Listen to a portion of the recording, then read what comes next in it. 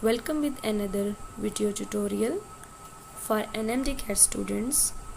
Today we are going to discuss one of the most important topics of biology, cellular respiration and comparison of carbohydrates, lipids and proteins. जैसा कि हम लोग FSC में या मुख्तलिफ classes में carbohydrates की जो रेस्पिरेशन उसके बारे में पढ़ चुके हैं। आज हम बात करेंगे कार्बोहाइड्रेट्स, लिपिड्स और प्रोटीन की जो रेस्पिरेशंस हैं उनको हम कंपेयर करेंगे और देन हम उसको क्या करेंगे, जो हमारे NMD CAT के स्टूडेंट्स हैं उनके लिए इसमें से जो इम्पोर्टेंट MCQs बनते हैं उसको अंडरस्टैंड करेंगे, हाईलाइट करेंगे, डिस्कस करेंगे। स्टार्ट करते हैं। सबसे पहले हम जो जनरल हमारा कॉन्सेप्ट्स हैं पहले हम उसको अंडरस्टैंड करेंगे एंड देन हम उसको फिर कंपेयर करेंगे। सबसे पहले आता है कि हम कार्बोहाइड्रेट्स की जो रेस्पिरेशन है उसको स्टडी करें। सबसे पहले आता है हमारे पास जो मॉलिक्यूल है that is a glucose. This is the one of the most important and preferred energy source, यानी हमारे पास कार्बोहाइड्रेट्स जो हैं उनको सबसे ज़्यादा प्रेफर किया जाता है एनर्जी सोर्स के तौर पे। अब ग्लूकोज है, ग्लूकोज का फार्मूला C6H12O6, ठीक है। तो ये क्या है आपको पता है, इसका ब्रेक डाउन का जो प्रोसेस है उसको हम ग्लाइकोलिसिस कहते हैं। ग्लाइको मीन आप ग्लूकोज को कंसिडर करें और लाइसिस मीन ब्रेक डाउन, ठीक है। और ये प्रोसेस कहाँ पे होता है, इन द साइटोप्लाज्म, ठीक है। अब जब ये हमारे पास 6 कार्बन कंपाउंड है, ये ब्रेक हो जाएगा किसमें, हमारे पास ऐसे मॉलिक्यूल में जिसमें 3 कार्बन आते हैं। तो 3 कार्बन कंपाउंड है जो कि हमारे पास 2 होंगे, तो एक ग्लूकोज हमें 2 पायरुवेट्स देगा। देन क्या होगा, इस पायरुवेट से एक कार्बन डाइऑक्साइड का मॉलिक्यूल रिलीज होता है अगर, तो हमारे पास पीछे 2 कार्बन कंपाउंड बढ़ता है जिसको हम एसिटाइल को ए कहते हैं, जो कि माइटोकॉन्ड्रिया में एंटर हो जाएगा। And then this acetyl CoA will undergo steps of the reactions, जिसको हम क्या कहेंगे, क्रेब्स साइकिल कहेंगे। अब ये जो क्रेब्स साइकिल है ये बहुत इंपॉर्टेंट है और ये तकरीबन आपके पास जितने भी हमारे पास रेस्पिरेशन के प्रोसेसेस यहाँ पे हम पढ़ेंगे उन सब के अंदर हो रहा है। तो ये एक की प्रोसेस है जिसका होना लाजमी है। और ये हमारे पास जो क्रेब्स साइकिल है हर बायोमोलिक्यूल के लिए डिफरेंट आप कहेंगे कि number of NADH and FADH बना रहा है, FADH2। तो जैसा कि अब हम क्रेब्स साइकिल कार्बोहाइड्रेट की बात कर रहे हैं तो आपने इसमें याद रखना है कि अक्सर पूछा जाता है कि इसमें कितने बनेंगे NADH for a single Calvin cycle.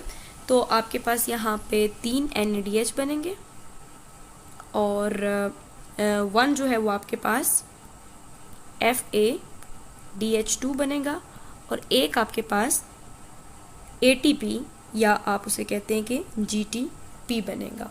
And as well आपके पास यहाँ पर जो होगा वो 2 कार्बन डाइऑक्साइड के मॉलिक्यूल्स भी रिलीज होंगे। तो ये थोड़ा सा एक मतलब इम्पॉर्टेंट चीज़ है, ये MCQ में पूछी जाती है। और अगर आपके पास एक सिंगल क्रेब साइकिल की बात हो रही है, अगर ओवरऑल हम ग्लूकोज मॉलिक्यूल की बात करेंगे, क्योंकि 2 पायरुवेट हैं तो 2 क्रेब साइकिल फिर हमारे पास चलेंगे। तो आप इसको क्रॉस 2 कर दें तो आपके पास पता चल जाएगा आपको कि कितने बन रहे हैं। यहाँ पे एक चीज़ आपने याद रखनी है कि एक NADH जो होता है वो इक्वल होता है 3 ATP के, यानी इसको जब ये इलेक्ट्रॉन ट्रांसपोर्ट चेन से गुजरेगा तो उसके रिजल्ट में जो आपके पास होती है, हमारे पास फॉस्फोराइलेशन का प्रोसेस जो होगा उसमें 3 ATP बनेंगे, जबकि एक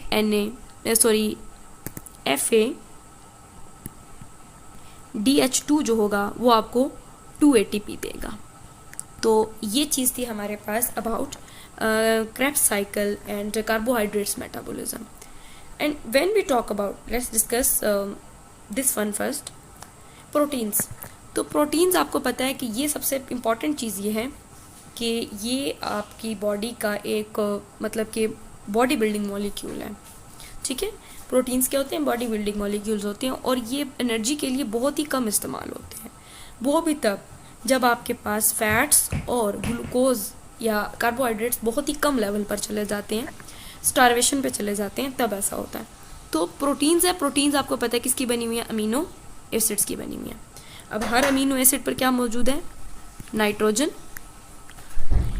हमें नाइट्रोजन को रिमूव करना पड़ेगा, हमारी बॉडी नाइट्रोजन को रिमूव करेगी। इस नाइट्रोजन रिमूवल के प्रोसेस को हम डीएमिनेशन कहते हैं। This is very important. ये आपसे पूछा जा सकता है कि जो प्रोटीन रेस्पिरेशन है उसका मेन स्टेप क्या है, तो आपको पता होना चाहिए डीएमिनेशन यानी रिमूवल ऑफ NH3 ग्रुप या NH2 यहाँ लिखा हुआ है, उसको हम करते हैं। फिर आता है हमारे पास कि जब ये NH3 ग्रुप रिमूव हो जाएगा, अमोनिया रिमूव हो जाएगा, इसको क्या कर दिया जाएगा, मतलब ये यूरिया में कन्वर्ट होगा इनटू द लिवर, यानी ये एक अब अलग साइकिल में एंटर हो चुका है। फिर आपके पास क्या होगा कि कार्बन स्केलेटन बच गया। जब हमने इस नाइट्रोजन कंटेनिंग कंपाउंड को रिमूव किया तो आपके पास पीछे क्या बच गया, कार्बन स्केलेटन बच गया। अब ये कार्बन स्केलेटन किस में एंटर हो जाएगा, ये एंटर हो जाएगा क्रेब्स साइकिल में। एंड क्रेब्स साइकिल में एंटर होने के बाद आपको पता है फिर इसमें FADH, 2 NADH और ATP बनेंगे and then it will undergo electron transport chain. मकसद क्या है इलेक्ट्रॉन ट्रांसपोर्ट चेन का, ATPs बनवाना। फिर हम आते हैं लिपिड मेटाबॉलिज्म पर, जो कि है फैट। लिपिड्स हैं, fats, oils, whatever we are taking in our diet, तो वो किस तरह से मेटाबोलाइज होते हैं। दरअसल आपके पास जो कॉमनली हमारे पास फैट्स जो रिकॉग्नाइज्ड हैं वो है ट्राइग्लिसराइड्स, ठीक है, ट्राइग्लिसराइड्स। अब यहाँ पे हमें पता होना चाहिए कि ट्राइग्लिसराइड जो हैं हाउ दे लुक लाइक, और उनका स्ट्रक्चर या उनका जो हम कहते हैं कि जैसे आइडिया हमें होता है। तो दरअसल जब ग्लिसरॉल और फैटी एसिड्स मिलते हैं तो तब आपके पास ट्राइग्लिसराइड बनता है, ठीक है। एक ग्लिसरॉल खुद भी जो है वो ग्लाइकोलाइसिस में एंटर हो सकता है, और जो फैटी एसिड्स होते हैं वो एक स्पेशल प्रोसेस अंडरगो करता है जो कि हमारे पास लिपिड मेटाबॉलिज्म की पहचान है, डैट इज़ बीटा ऑक्सीडेशन। तो अक्सर जब आपसे पूछा जाए या आपसे पूछा जाता है कि कौन सा प्रोसेस है जिससे फैट मेटाबोलाइज होता है या कौन सा प्रोसेस है जिससे फैट ऑक्सीडेशन होती है, उसको हम कहते हैं बीटा ऑक्सीडेशन। और इसके रिजल्ट में आपके पास NADH बन रहे होते हैं, एसिटाइल कोए बन रहे होते हैं, और वो acetyl CoA then enters into the Krebs cycle and then that undergo the formation of FADH, NADH, and then that undergo electron transport chain, and we will further discuss about it. बात ये है कि इनके first step थोड़े से different है। जैसे यहाँ पे ग्लाइकोलाइसिस में पायरुवेट फॉर्मेशन हो रही है, यहाँ पे बीटा ऑक्सीडेशन हो रही है, यहाँ पे डीएमिनेशन हो रही है। एट दी एंड यहाँ पे सब एसिटाइल कोए बना रहे हैं जो कि क्रेब्स साइकिल में एंटर हो रहे हैं, और क्रेब्स साइकिल के बनने वाले प्रोडक्ट्स हमारे पास इलेक्ट्रॉन ट्रांसपोर्ट चेन में एंटर हो रहे हैं। और electron transport chain you know very well कि क्रेब्स साइकिल हमारे पास मैट्रिक्स ऑफ द माइटोकॉन्ड्रिया में होता है। ये भी एक MCQ के पॉइंट ऑफ व्यू से इंपॉर्टेंट क्वेश्चन है। और ये जो इलेक्ट्रॉन ट्रांसपोर्ट चेन है ये इनर माइटोकॉन्ड्रियल मेम्ब्रेन में होती है, ठीक है। तो यहाँ पे बहुत अच्छे तरीके से यहाँ येलो कलर से हाईलाइटेड है कि सबके रिजल्ट में ATP ही बन रहा है। अब जो कार्बोहाइड्रेट्स होते हैं वो हमें पता है प्रेफर्ड एनर्जी सोर्स है। उसके बाद आपको पता है लिपिड हमारी डाइट में हम लोग ले रहे होते हैं तो वो भी प्रोड्यूस करते हैं ATP बहुत ज़्यादा पर ग्राम। और जो प्रोटीन होते हैं वो तभी as a source of energy use होते हैं, ये बात मैंने आपको बताई है, जब कार्बोहाइड्रेट्स और फैट्स इनसफिशिएंट होते हैं, बहुत कम होते हैं। और जितने भी ये तीनों कंपाउंड्स हैं एट लास्ट वो क्रेब्स साइकिल में जाते हैं एंड देन अंडरगो करते हैं इलेक्ट्रॉन ट्रांसपोर्ट चेन, और उसके रिजल्ट में ATP बनते हैं। खैर ये सब था थोड़ा सा उसका ब्रीफ इंट्रोडक्शन। अब हम इसकी जो कंपैरेटिव स्टडी है वो देख लेते हैं कि क्या है। सबसे पहले मेन रेस्पिरेटरी सबस्ट्रेट यानी एनीथिंग जो हम कहते हैं कि एंटर होती है किसी भी केमिकल प्रोसेस में, वो उसका सबस्ट्रेट होती है। तो कार्बोहाइड्रेट में ग्लूकोज, लिपिड्स में फैटी एसिड एंड ग्लिसरॉल, और प्रोटीन्स में आपको पता है अमीनो एसिड्स।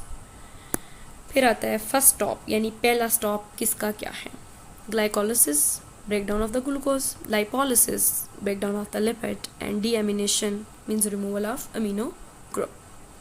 फिर आपके पास एंट्री इनटू रेस्पिरेशन पाथवे ये अभी हम लोगों ने बहुत अच्छे से डिस्कस किया कि glucose enters into pyruvate and then acetyl CoA की formation. Glycerol will enter into the glycolysis and fatty acids will undergo beta oxidation and then acetyl CoA formation. ठीक हो गया. ग्लाइकोलिसिस यानी आप ये चीज़ जो है ना यहाँ पे जो हमने डिस्कस किया है वो फिर इधर से आप देख सकते हैं. एंड देन हम बात करते हैं प्रोटीन्स की. तो कार्बन स्केलेटन उसका जो होगा डीएमिनेशन के बाद जो कार्बन वाला स्ट्रक्चर बचेगा वो पायरूवेट के तौर पर या एसिटाइल CoA के तौर पर डिपेंड करता है साइज ऑफ अमीनो एसिड पर. तो वो एंटर करेगा, मतलब क्या उसको कहते हैं कि इंटरमीडिएट बनाएगा जिसने बाद में क्रेब्स साइकिल में एंटर होना है. फिर ऑक्सीजन रिक्वायरमेंट एरोबिक और एनएरोबिक. तो आपको पता है ग्लूकोज के केस में एरोबिक और एनएरोबिक रेस्पिरेशन होती है जिसमें हम फर्मेंटेशन और लैक्टिक एसिड फर्मेंटेशन और अल्कोहलिक फर्मेंटेशन को डिस्कस करते हैं. और अगर हम एरोबिक की बात करें तो सिंपल जो प्रोसेस अभी हमने डिस्कस किया, तो इसमें ऑक्सीजन की प्रेजेंस में भी हो सकता है या एब्सेंस में.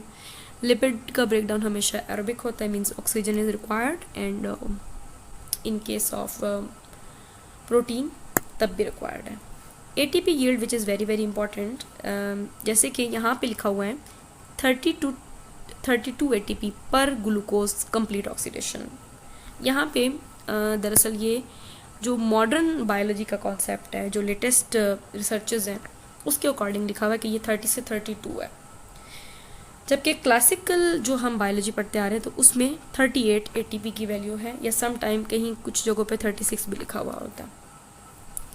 तो ये वाला वैल्यू आप चूज़ नहीं करेंगे, you will choose the classic value for glucose as per paper point of view. लेकिन जो न्यू रिसर्चेज हैं उसके अकॉर्डिंग यहाँ पे लिखा हुआ है कि बहुत से एटीपी का लॉस भी होता है ट्रांसपोर्ट में और दूसरे प्रोसेसेस में. फिर आता है हमारे पास लिपिड के बारे में. तो इसकी हाईएस्ट यील्ड होती है, अबाउट 100+ एटीपी बन रहे होते हैं एक फैटी एसिड से. फॉर एग्जांपल हम यहाँ पे पामिटेट यानी पामिटिक एसिड की बात करें तो उसमें 106 एटीपी बनते हैं. ये कॉमन और इम्पॉर्टेंट एग्जांपल है. फिर हम बात करते हैं जो प्रोटीन है, अमीनो एसिड्स हैं, इनकी वेरिएबल होती है, यानी 4 से 30 एटीपी बन सकते हैं पर अमीनो एसिड. डिपेंड करता है अमीनो एसिड का स्ट्रक्चर कैसा है. अब आपको पता है nitrogen removal that is only required in protein metabolism और we can say protein respiration. Waste product, हर केमिकल रिएक्शन के बाय प्रोडक्ट बनते हैं जिनको हम वेस्ट प्रोडक्ट्स भी कहते हैं. Carbon dioxide and water in case of glycolysis means carbohydrate, glucose का ब्रेकडाउन. लिपिड में भी, और जो आपके पास प्रोटीन है उसमें कार्बन डाइऑक्साइड वाटर के साथ एक एक्सेप्शनल है वो है यूरिया. ठीक है, जो कि अमीनो ग्रुप से बना. Energy which is very very important. Energy density क्या है? कार्बोहाइड्रेट आपको 4 किलो कैलोरी पर ग्राम एनर्जी देते हैं. लिपिड्स आपको 9 किलो कैलोरीज पर ग्राम देते हैं. और प्रोटीन्स जो होते हैं वो 4 किलो कैलोरीज पर ग्राम देते हैं. तो यहाँ पे अगर हम देखें तो हाईएस्ट एनर्जी देने वाला मॉलिक्यूल कौन सा है? ग्लूकोज है, डेट इज़ 9, जबकि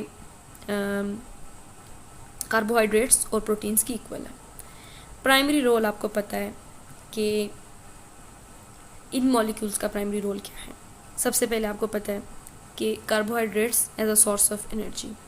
लिपिड की बात करें तो आपको पता है लिपिड एक स्टोरेज मॉलिक्यूल है. हमारी बॉडी में फैट्स जो स्टोर होते हैं ये लॉन्ग टर्म एनर्जी प्रोवाइड करते हैं और major source of energy in fasting. अगर भूख में है या रोज़ा रखे हुए हैं तो तब हमें लिपिड एनर्जी प्रोवाइड कर रहा होता है जो हमारी बॉडी में स्टोर्ड होता है. और if you talk about proteins तो ये एक स्ट्रक्चरल मॉलिक्यूल है, बॉडी बिल्डिंग मॉलिक्यूल है, एंजाइम्स, हार्मोन्स. तो एनर्जी हमें तब देता है जब हमारी बॉडी में डेफिशिएंसी हो जाती है. तो उम्मीद है आपको ये लेक्चर अच्छा लगा होगा. स्पेशली ये NMDCAT की आउटलाइन को मद्देनज़र रखते हुए मैंने बनाया है. Thank you very much.